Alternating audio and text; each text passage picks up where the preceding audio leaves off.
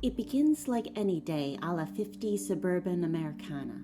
A picture-perfect pastel paradise, the husbands off to work in their vintage automobiles, the wives waving goodbye in their floral aprons and pin curls. But something is rotten in the town of Victory, and only the aptly named Alice seems suspicious of the rabbit hole into which they've tumbled. Her friend Margaret, shunned for the shame of hysteria and cursed for the original sin of knowledge, is the first martyr in Eden, but not the last Eve to threaten the garden.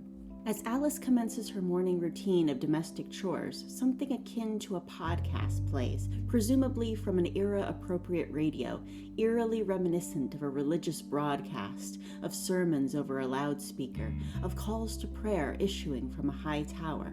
A man's voice speaks of authenticity and truth, of honor and sacrifice, of a natural hierarchy. It offers bliss in exchange for submission. It appears the women, about the business of housework and tantamount to a captive audience, are the target of this message, but the men are not without their bonds. When Alice's husband Jack is promoted to a senior position on a secretive project, the heir apparent of Victory, Frank, presents him with a ring in the fashion of a proposal asking, "Are you the man that you say you are?"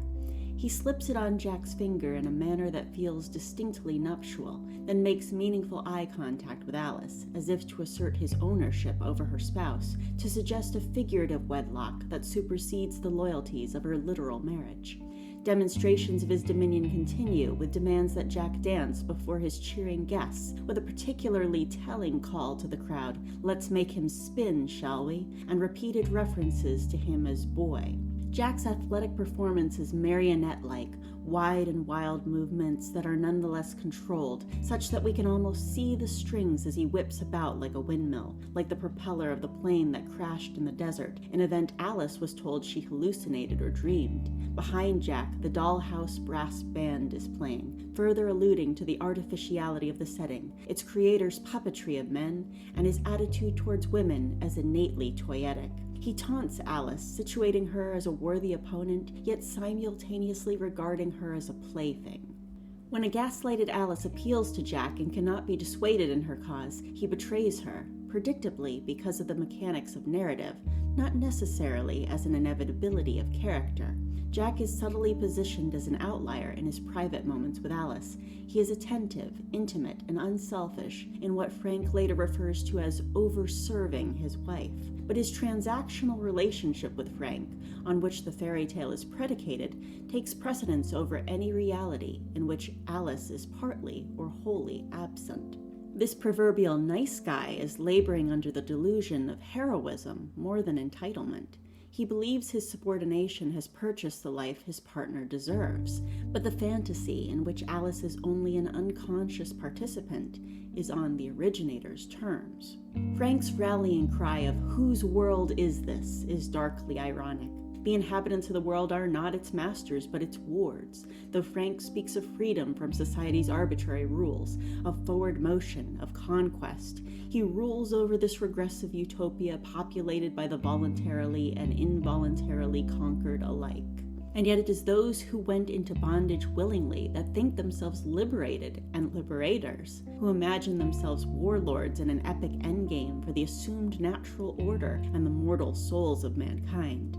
The men whose capture and control of mind-wiped women make them content in their power and thus sedate do not fully understand the God they serve or his unweeded garden.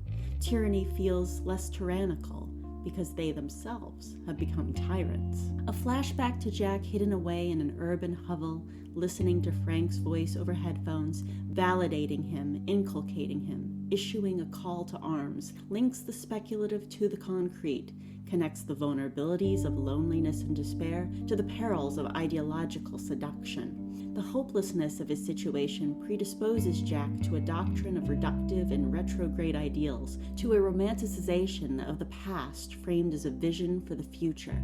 Under Frank's influence, he becomes the sympathetic antagonist of his lover's story, too lost to be saved, too desperate to be redeemed.